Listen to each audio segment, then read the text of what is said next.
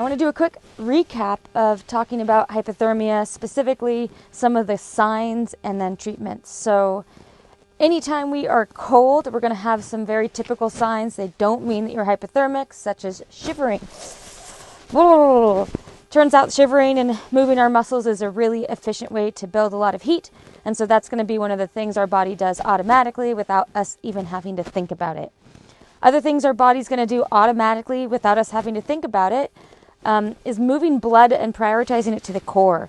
And so when we move our blood to the core, we're taking care of our vital organs and our core temperature, but we are going to feel colder on the periphery, aka cold hands, cold feet, and in particular for ladies, I feel like cold butts all the time. And so these are just signs that we're cold, but not yet signs that we're hypothermic. Another really great sign of being cold, one of my favorites to pay attention to, is when you have to suddenly go to the bathroom after you're outside in the cold. So you maybe even went to the bathroom before you went out to do that ski run or to go on that walk, and then suddenly you feel like you have that urge to urinate again. That is part of that moving the blood to the core and having to shed a little bit of the excess fluid in our bloodstream into our bladder and then giving us that urge to pee.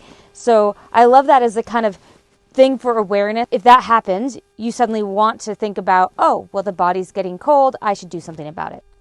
We're going to know that someone is hypothermic when their mental status changes. And so this can start initially with just some changes in personality, maybe being withdrawn, being quiet, maybe even being agitated. But when it really starts to shine is that you see things as it progresses where people are illogical to their own self-care. So they're not advocating for themselves. They're not asking for help when they have trouble zipping up their jacket. They're not kind of calling attention to themselves. And in some cases, as things progress, they might even do things that are the opposite of what would be helpful, like taking layers off instead of putting them on.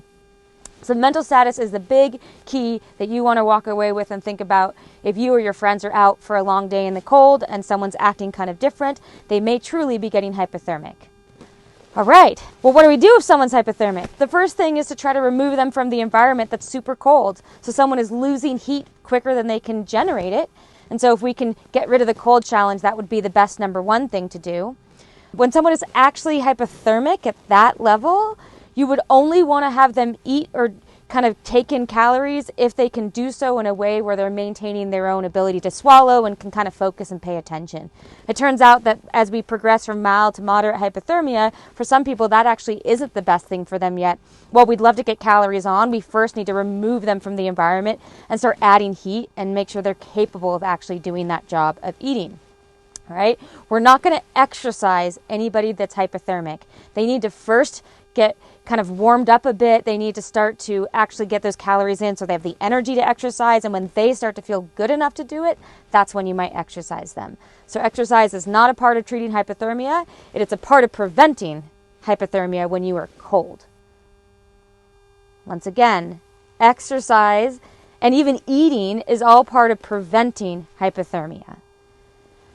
All right, beyond removing someone from the environment and all those temperature challenges, you can actually kind of create something in the environment that is a barrier. So some of that might just be these layers, right? Like I can have a layer that's keeping me warmer, but this is still going to let some wind through, which is never ideal. And so when we get someone who's truly hypothermic, getting wind barriers around them. So you kind of layer them in insulation and provide a tarp around all of that. And if they're going to be there for a while, or if they are going to have the chance of potentially wetting or sweating into those insulative layers, you might actually want some kind of plastic barrier layer that's close to the skin level, as well as an insulation over that so the insulation doesn't get wet, and then one more barrier layer around it. We call this kind of the burrito wrap or the hypothermia wrap. Now it's just worth making a quick note. Anyone who's severely hypothermic will essentially be very cold and be not awake or alert. They may not even have vitals that are detectable, so they almost just look cold and dead. But we don't presume people are dead when they're really cold. We re-warm them first. And so when we're doing that, you would still want to do all of that treatment as far as trying to re-warm them by getting them into that burrito wrap or hypothermia wrap, adding some hot water bottles or charcoal heated packets like the ones you use for your hands. But you want to re-warm them and then leave them horizontal and be sure to handle them very carefully. There are risks. The more cold we get, the more our heart is under a lot of stress from all that cold. The muscle itself of the heart doesn't like that. the blood is getting really thick and really cold, and it stresses the heart out, and there's a few other processes. Not super important to know. What is important to know is that you should be handled carefully. All right, so any of our severe hypothermic patients, we don't want to be really aggressive in our movements. We leave them horizontal. Even our mild and moderate hypothermic patients, it'd be nice for them to lay horizontal and just get rewarmed a bit. Once again, when they begin to feel better and their mental status is beginning to return, they can sit up more, eat more, and we can work with that. But we also want to take care of not making them do anything that's too jolting as well. There are some cases of even people awake and hypothermic who, once they stand up or move too aggressively, it actually makes their hypothermia worse and has caused heart attacks. I hope that information is helpful since it's a cold winter right now.